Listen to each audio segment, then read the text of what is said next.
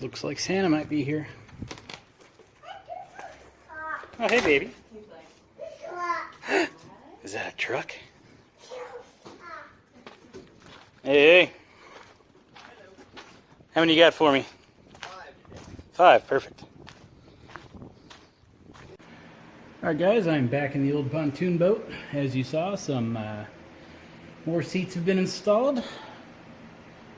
And FedEx has just arrived with some more seats. This should finish it off. So, thumbs up on that one. This is a corner lean back. I'm going to go on this side. The lady wanted one of those, so I bought it for her. Got to keep them happy, you know what I mean? Let's get it unboxed, see how it looks.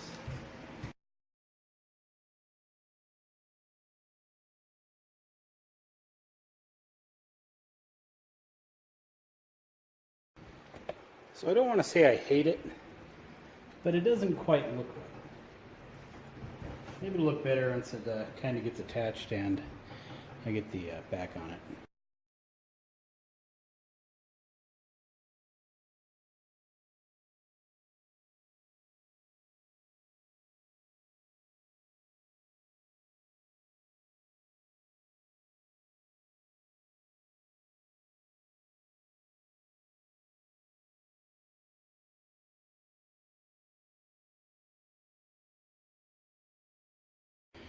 Pretty interesting hinge design on this thing. So you lift the back up, the whole thing kind of rotates up and out of the way, giving you more storage. See the hinge? It's a multi-point bent hinge. Kind of interesting. Doesn't, not quite as tight as you would think it should be, but it works. Let's see if it's comfy. I don't really want to lay on it too much with my nasty working on stuff clothes, or my grubbies, but you gotta test your equipment. So overall, it's not that bad. The problem is, what do you do with this arm? It's too high to be comfortable. Like, you really got to be up here. But the seats aren't wide enough to be able to, put your arm down here and move over and be comfortable. So this is kind of lame.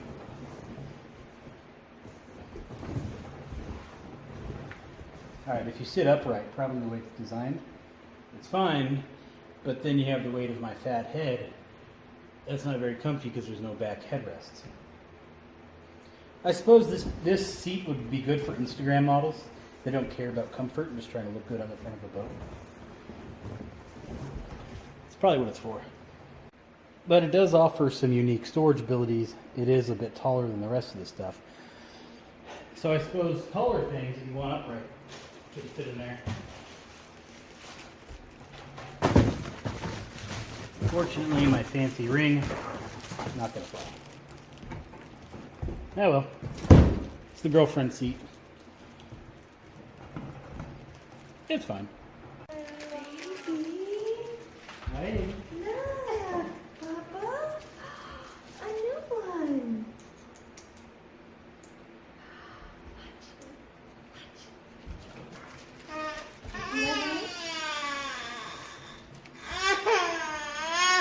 You don't like the seat?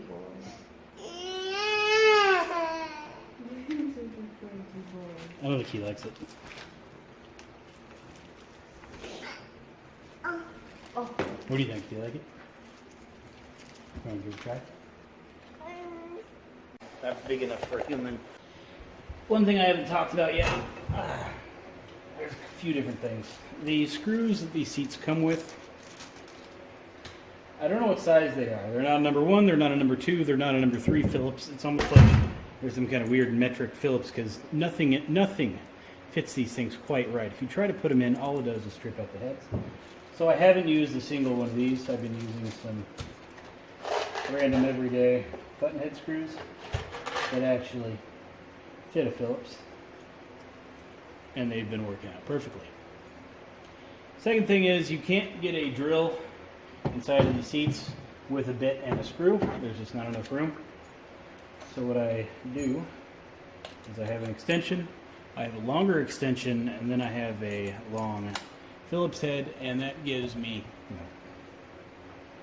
a foot of clearance and then get all of this inside of the holes for the seat backs and get the screws in.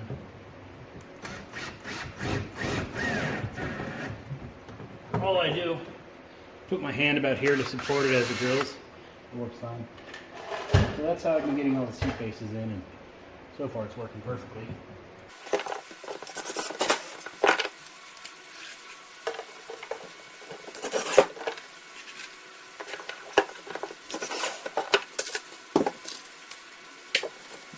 Okay, the seat base is usually where you're going to find your hardware for the seat backs.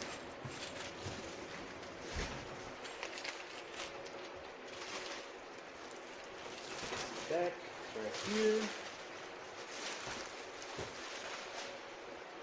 This is pretty easy for at least a 28-inch seat, which this one is. It only has 2 little holes. So all it is a little quarter 20 threaded rod.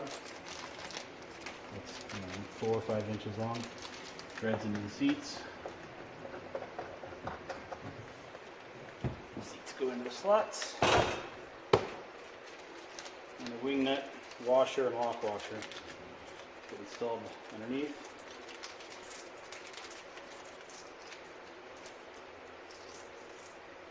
Apparently no lock washers in this bunch. With the screws.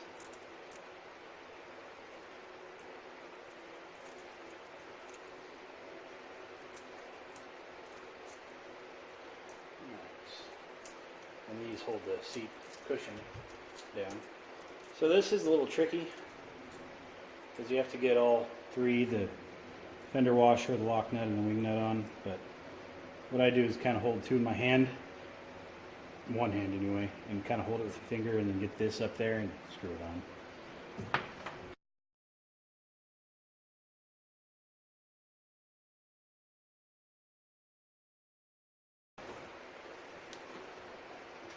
So the screwdriver, in woodshop we were eliminating half of the building. We were taking out all the lockers, removing all the machinery, and I don't know if the teacher was supposed to donate it or not, but he was just selling it to whoever would buy it.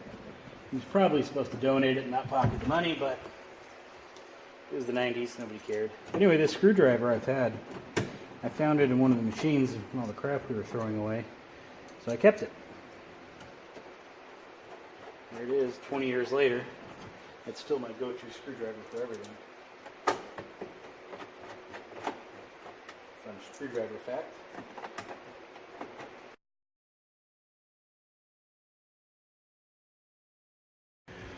Aside from the trash, that's the front of the boat. It is done. It's a quite good fit between the console and the seat back here. Enough room to get in the seat. The reason I didn't want to put a console or anything here, I mean, I could have. So what I could have done, instead of having a 38-inch seat here, I could have gotten 28, which would have given me 10 more inches for this, allowing me to put an armrest or have my dad whip up another console. But I figure most of the time, you're just going to be doing one of these kind of things, you know? Or if I'm looking for junk in the river or trying to grab something, I can just sit here. So that was kind of my theory. That, you know, if you're sitting here making sandwiches, you just kind of throw away or whatever you want to throw away. Now, let me explain my layout here and why the seat back is on this side. Girlfriend wanted it on this side for some reason. I entertained that idea for a few minutes. The problem I have with that, there will always be a driver in this boat. If she's going to also want to sit on this side, baby's always going to want to go sit on this side too. The additional weight of me and her on this side of the boat would cause a permanent list to the right whenever you're using it. I accidentally bought it for this side, so when she's sitting over in here, it'll level our boat out. Granted, she's 100 pounds lighter than I am, but we have the battery over here, and the plan is to primarily use the gas tank that goes on this side to fill with fuel. It should kind of balance everything out. Okay, also got some more goodies in the mail today.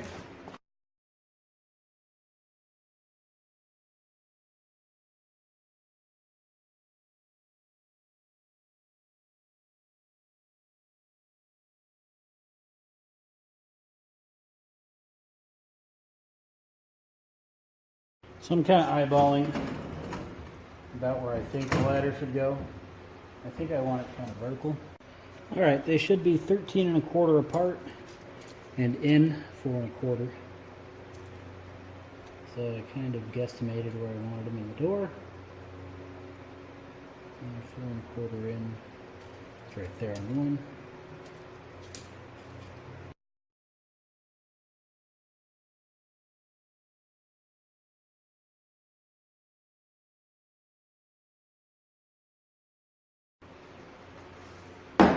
Alright, looks like measuring all you want doesn't matter, because that one is still crooked. Okay. Yeah. So, in the grand scheme of things here, I don't think it's a bad ladder. You know, it'll do its purpose. It'll allow me to get in and out of the boat pretty easily. However, its problem, which is kind of a problem, it doesn't fit anywhere. No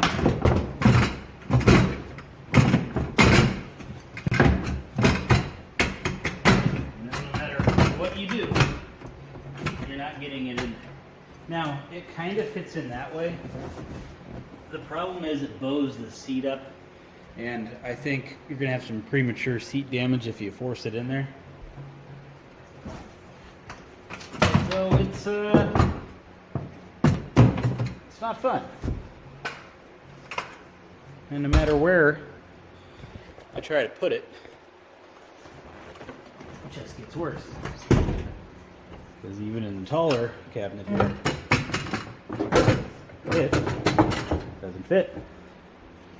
So that's not fun. So it's a little disappointing. I mean, I need the ladder. At least I think I need the ladder. We'll see what happens. So the wiring for the front light here originally came through this hole, runs through this top bar into this corner, where then the hole is drilled into this bar, runs across the back there, all the way comes out the rear. From the rear, it's then joined right here, runs through this, runs up through that, comes up that hole, and feeds the rear light as well as our dome light up here. So the wiring connections originally, they left a little to be desired.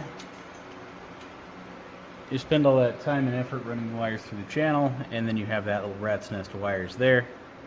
And then when the canopy is up, you would then tie in the wiring down here, and it powers everything on top. Now, I already have some wiring coming up through the hole in the floor here. I think I'd rather have the connector over here, run up this bar, and then branch out on this side. Figure the boat operator is usually the boat owner, and they should be the ones having to deal with that wiring they're looking at instead of making it over by the passenger. And I don't want to have to lean over that seat every time I want to plug the wiring in, so I think on this side would probably be a better idea. Alright, this might come with some criticism. I know some people probably going to say just use those wires. But rather than trying to figure out what faded black, and faded gray do, I'm just going to cut the old bullet splices off of here, tape on new wire, pull new wire through this canopy.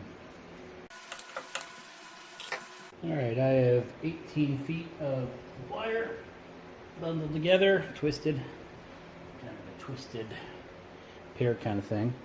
So the plan is to tape this wire onto the other wire and use the other wire to pull this into it.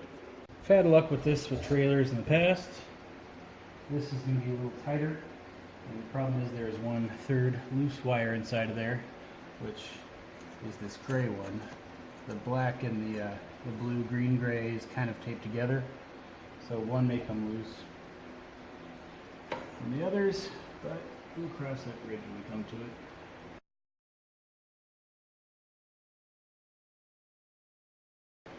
So I'm going to feed it in there while pulling it out over here. So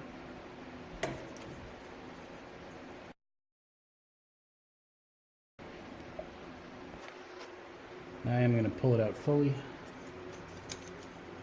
just to make sure I don't get snugged up on this end later. Alright, I got a nice bundle running down the floor there, and a little bit coming out on this end. This side's going to be a little trickier. Pull the other side, hope it follows. I don't think it will. I think I'm going to have to go an inch at a time here.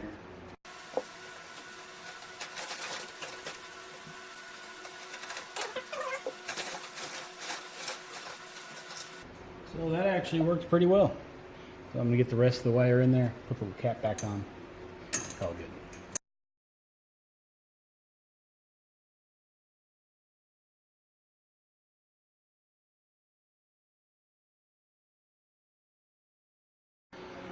Now I've got to repeat for this little rat's nest.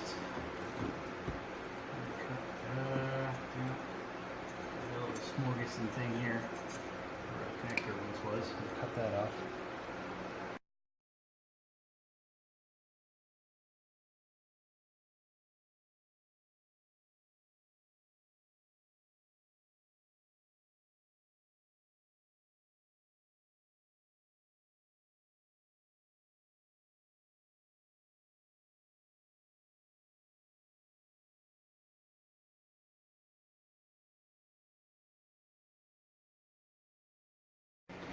I know it's hard to see, especially with my dome light hanging out here. My loom now comes out right here. So from here on out, it shouldn't be too bad. I do want to make it run to the light, and I do have plenty of wire to do that.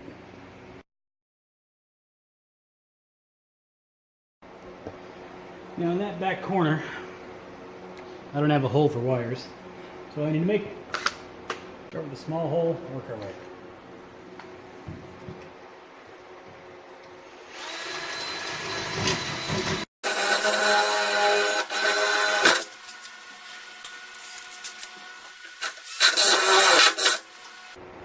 The other side.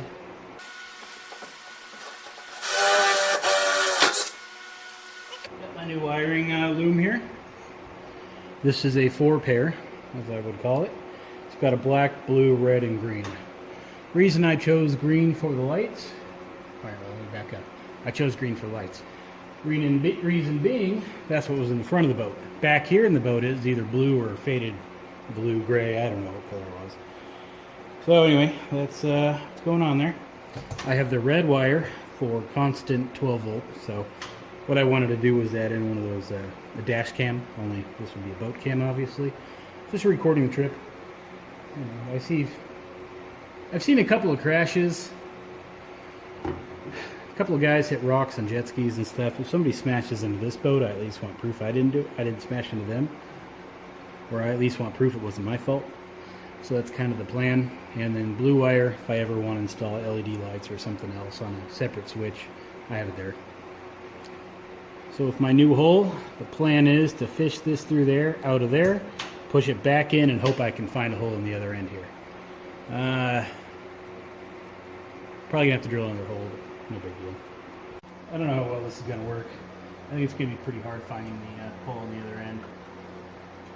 And these wires are pretty close, being the same size hole I made, so maybe I'll fish one through and then pull it. I'm not sure.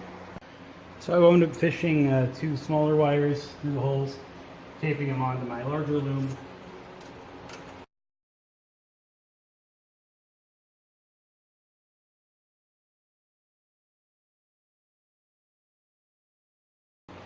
Alright, the next part should be pretty easy.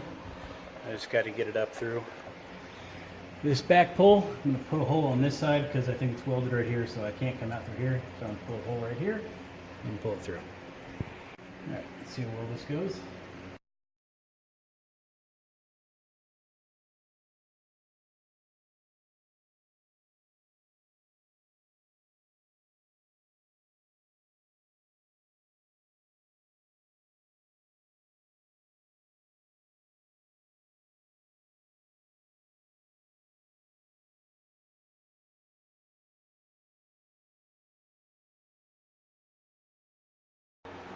Now before you get mad, saying, oh, you shouldn't have drilled a hole, wires are going to chafe, I just installed a little nylon bushing, so it's a nice good fit. Now, for the rest of the wires, that's going to be a little trickier. I'm going to have to get some grommets, put them in there. Little too big of holes for bushings. But that one, we're okay on this one. I'll work on the rest here in a bit. Now, I know what some of you are going to say. There's nothing wrong with the old wiring. Should have just left it in there. Put on new ends. Hooked up your lights. Well, let me show you a lot of spots of the wiring. So there's one in the middle of it. And then all of the ends kind of look the same. And then we have random splices. It's, you know, not very good. Now this was probably the ground, so no big deal if that grounds out. But just kind of gives you an example of the wiring that was in there. And then look at the dome light alone. We have what, 1, 2, 3, 4 splices on that. How good could that be? Now there's a slight problem of the master headlight and the stern light. Just so you know, I have the master head. I don't have a stern. I'm waiting for new bulbs for master head and the rest of the boat, actually. It's obviously supposed to go up, but my canopy doesn't have a hole there, so I need to put a hole there. So canopy comes back off, put a hole in it, put the canopy back on, and that should be the last time I take this canopy on and off here. Let's see if I can adjust here so you can see what's going on.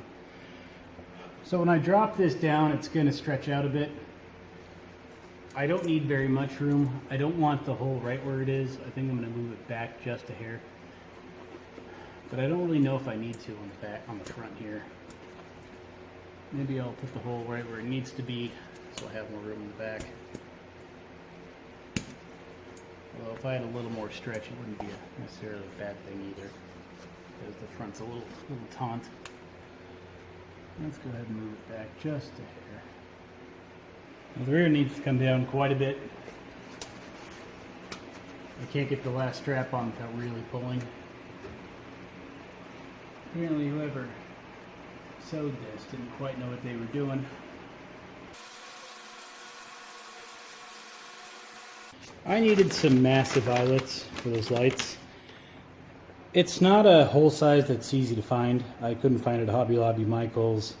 Walmart's got some arts and crafts stuff. Nobody had a grommet or a hole punch that big. I need at least a 1-inch inside diameter. Actually, a 1-inch inside diameter would have been perfect.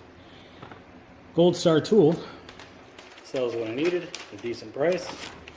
Total after shipping was $43.93, which is kind of expensive for 2 holes. But at least I have the parts, so next time I want to do some type of tarpy sewing project, I have stuff. I'm sure I'll use it in the future. This is the packing material they included. There's a good 2 square feet here for a massive hole punch, a massive hammer and anvil, and some very lightweight grommets. The reason I mention this is because most of them are pretty crushed. See what I mean? So out of the bunch here, I have 4 good straight ones, 6 unusable. So that kind of sucks. I was hoping to use these in the future. I'll email them. See if they can't send me out another handful of them. Preferably without a 8-pound weight in it. You know, this stuff. Alright, let's get the top off. Get the holes punched in it and get it back on. Okay. Need a scrap piece of wood under where my hole is going to be.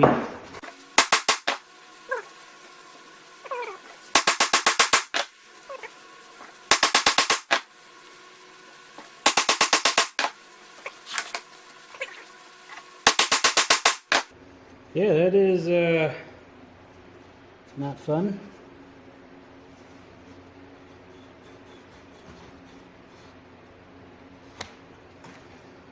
Well, apparently the twisting and turning method works.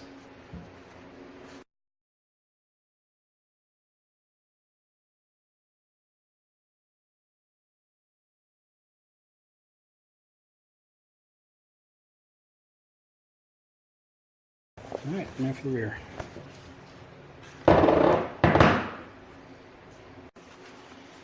So instead of using a little framing hammer, I'm going to use one of my outboard part removal tools.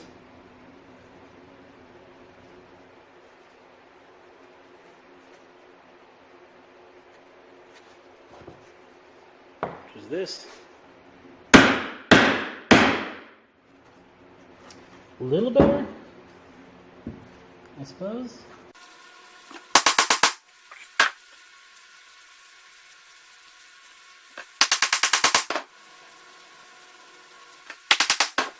I understand this is a huge hole, but I kind of think it should be a sharper punch because that's just silly. Now what do you do? Put one of my non-destroyed grommets in there.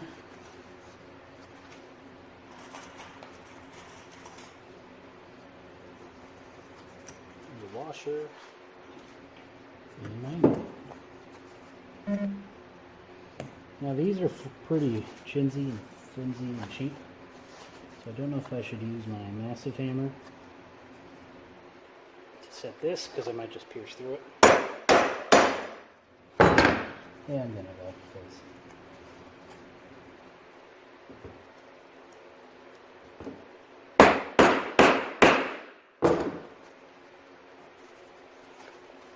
feels like the ring is seated.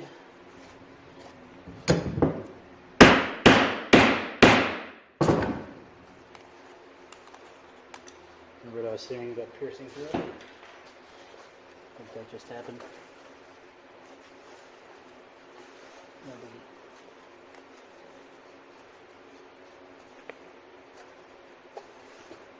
Put a new one in.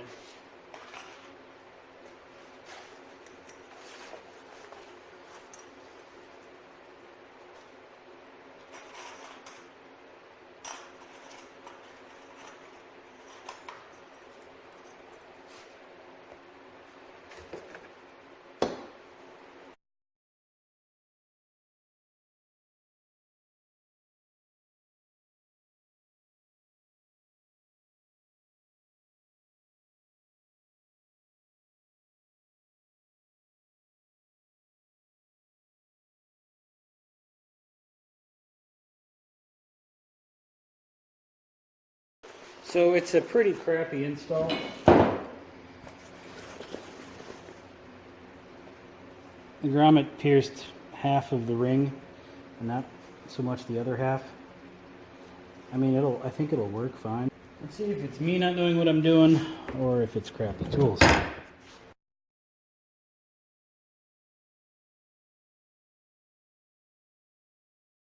If you can keep that ring centered, you can get it punched in there right.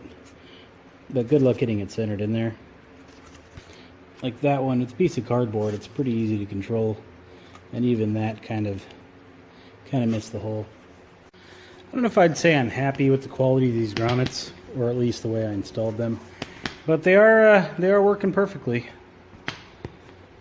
So far anyway, they're doing their job. And the back one is over there installed. It's a good looking top from up here. Well, and everywhere. I'm going to have to clean up the threads in this hole. I don't really like the idea of using a flathead. Maybe I'll go get a thumb screw or something for this. That way when I want to take it in and out, I don't have to find a tool. And I need a screw anyway. But, new bulbs are on the way. I'm going to clean up the cover a little bit. At least I'll get that installed. Alright. Looks like some more stuff came in the mail. I already kind of know what it all is, since I already opened it.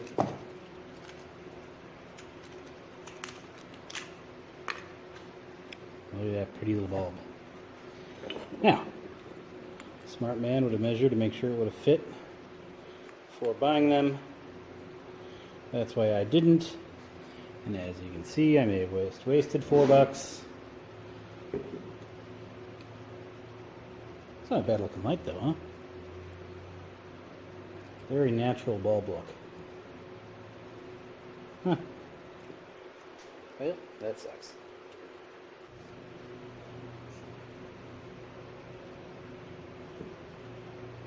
Yeah, good enough, I guess. Alright, got some longer wires and some little sheathing stuff in the wire. This for the red side, and I'll go install it. Okay, package number 2. We have these guys.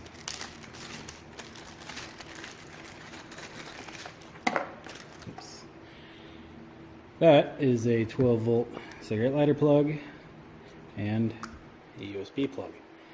So, plan is to put these in front of each seats. Okay, here's my seat. I got my fishing magnet in here. Get that out of the way. I'm gonna have to pull the seat out for this. Hopefully that's the last time I'll ever have to do that. They're not that fun. And they're not hard, don't get me wrong, but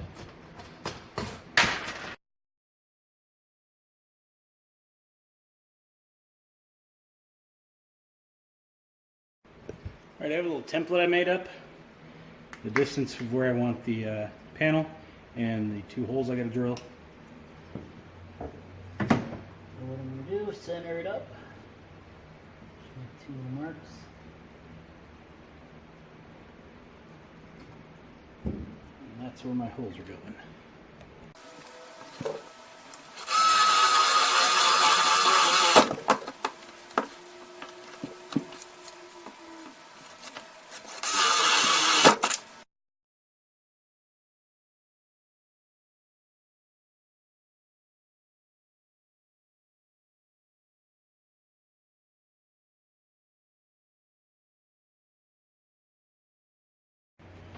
So on the back here,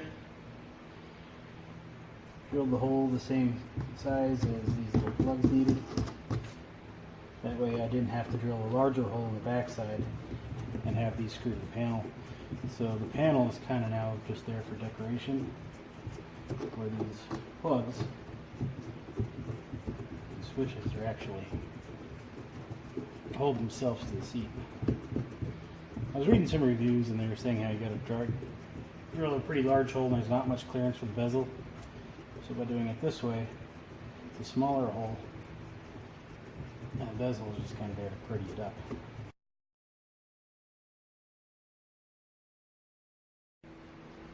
Alright, I have a little 3-4 foot wiring loom for this. I made it longer than I needed to. The plan was to cut it underneath the boat, which I'm kind of glad I did, because it's going to be a little difficult to get the seat in. And the wiring, I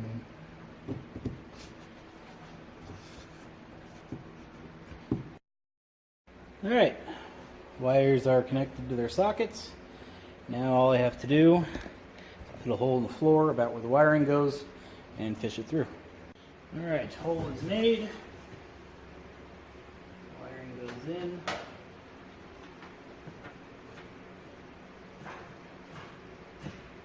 I'll vacuum all that sawdust out of there and push the seat back in.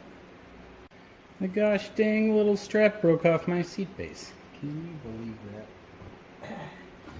Yeah, well, I'll fix it. Doesn't look like much. A little work went into that little plug. Now I'll do the other side. Okay, now I just gotta go under the boat and wire it all. Alright, back under the boat. This is the harness I originally made. I still need to put a heat shrink tubing over this terminal, just kind of protect it. I don't think it's going to ground out or anything, but might as well put it on there. Need to pop this screw out, put in a little ground thingy I made up. This way you can just unplug or add the grounds as you need to. We have this red and black, which feeds my USB ports, and this green and black, which feeds the front light. So I need to crimp ends onto all of these things. But no big deal. I was originally just going to hardwire them, but I figure if I ever want to unplug it, it'd be a good idea to not hardwire them. So I'll be putting on some ends, crimping them home, and just making them plug in.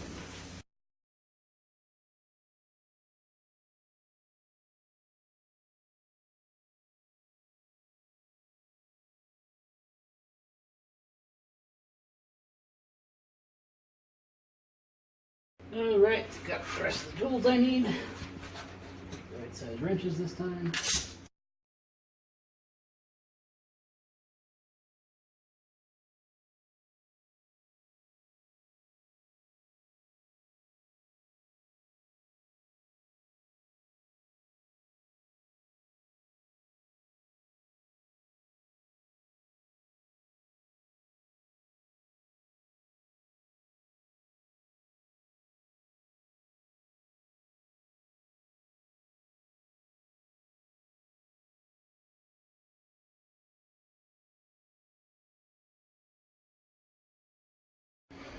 So for the seat wiring, I'm just going to tuck it up a little more. Doesn't really need much. I'm just going to put one little clamp on it. Just kind of hold it there. The wires for the left side seat join together right here, so there's going to be a little more to this one.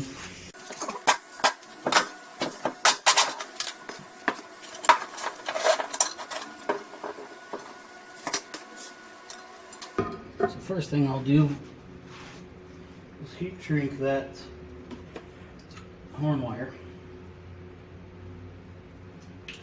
Wasn't fun the last one, so I'll do it now.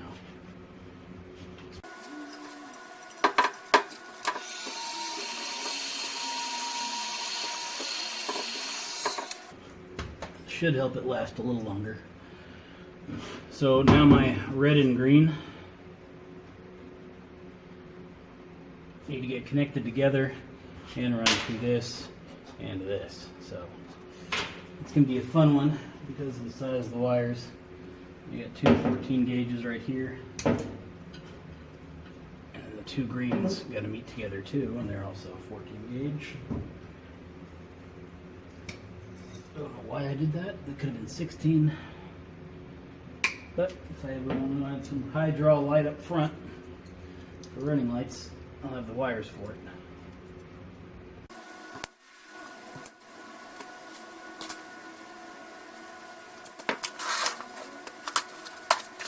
And I gotta splice them all together. And these splices will be fine. In case you're wondering what they are,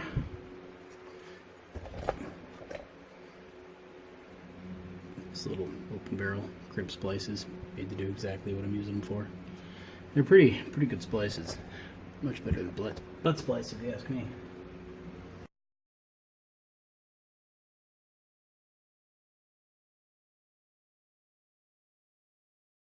Perfect, right? So, I need some heat shrink over that. That's a pretty decently important connection. If that corrodes with the water, you're gonna have problems. So what I do is I get some of this liquid electrical tape. Get it all over the seam. Run some heat shrink tubing over it.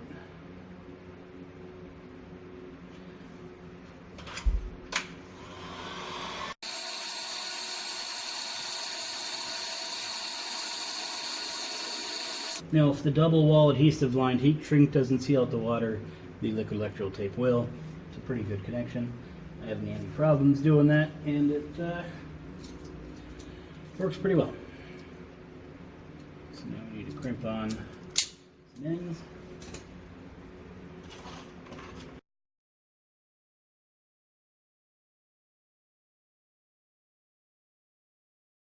Now for the green side. Alright, wiring is done. Well, at least that section of wiring is done. So, we install the horn and hook everything up.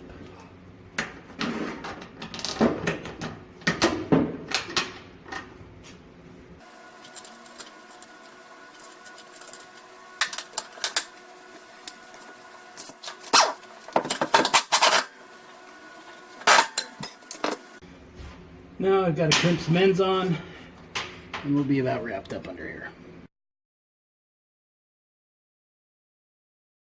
Well, not too bad, I don't think.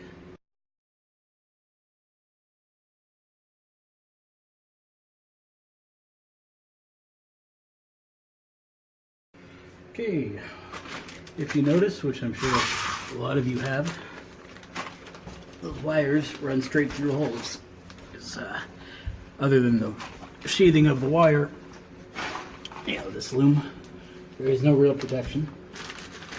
So I picked up a little bag of grommets. These are clip-in, and they are split, so they are made for holes that already have wires in them. They have a little split. It's right over the wire. And gets installed. My like so. See? Pretty, huh? So I gotta do all of, I don't know, a dozen of these all the way down the boat, into the back. And should be one of the last times I gotta crawl under here. Picked up some fancy dancy thumb screws for the light. So now you can just twist it by hand, screw the light down, and then twist it to get it out. No tools required. Let's get a bushing in where the wires are. I'll have to force it in a bit. Alright, bottom bushing is in, as are both tops. And I need 3 more. Here, here, and here.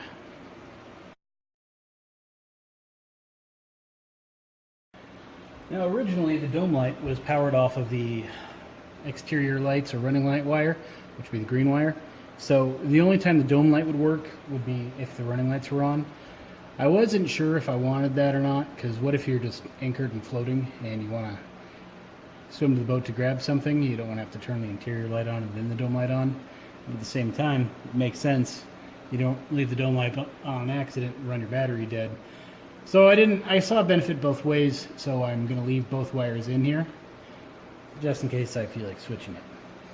Now, the way these bolt splices are usually wired, the ground is the unprotected, so should it touch something, it's not going to really make a difference.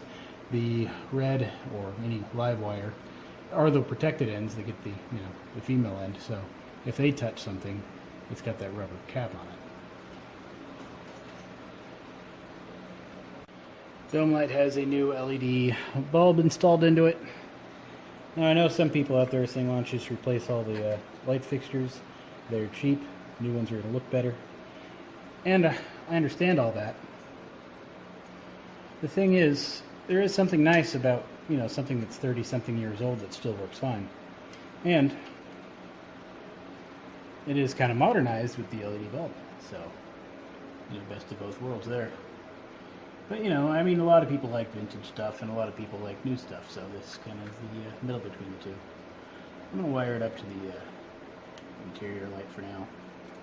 Just as. Alright, I gotta find that backing of the gasket.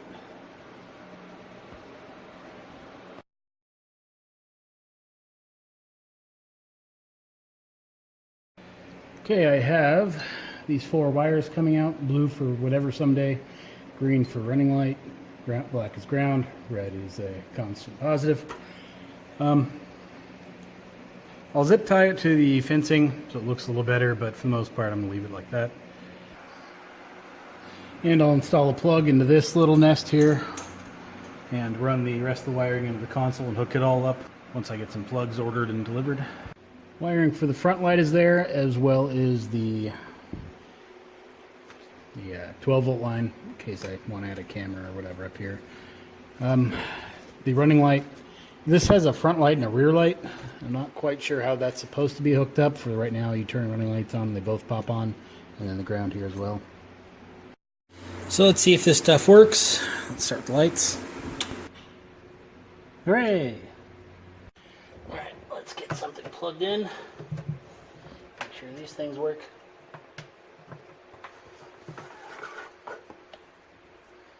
Alright, turn on the accessory switch. I got my phone plugged in over there. So when I hit the accessory switch light, when I hit the accessory switch, my phone should light up. Hey, look at that. And now passengers, or people or me, can charge their devices. And they are both working. So that's good. Now, why the 12-volt plug, you might ask? Well, if you think about it, those inflatable floaties that people love, usually they come with a little 12-volt pump that you plug into your car, pump up, and then take out on the water. And this, you plug it in right there, which is also the reason why you have a 14-gauge wire running to it. You could also power a power inverter, plug in a lamp, laptop, whatever. And, most cars, they have, a 16 or a 18 or even a 20-gauge wire for the cigarette lighter plug. This guy has a 14, so all those little pumps are going to work even better. And obviously USB, every device out there uses USB these days. USB wasn't very popular in the early 80s, so you didn't see it too often, but these days you really do. wasn't too popular. You get that joke? So yeah, you can plug all kinds of stuff into those plugs. They're good for all kinds of things, especially in my case, a remotely controlled underwater search and recovery vehicle. All right, one more thing left to do.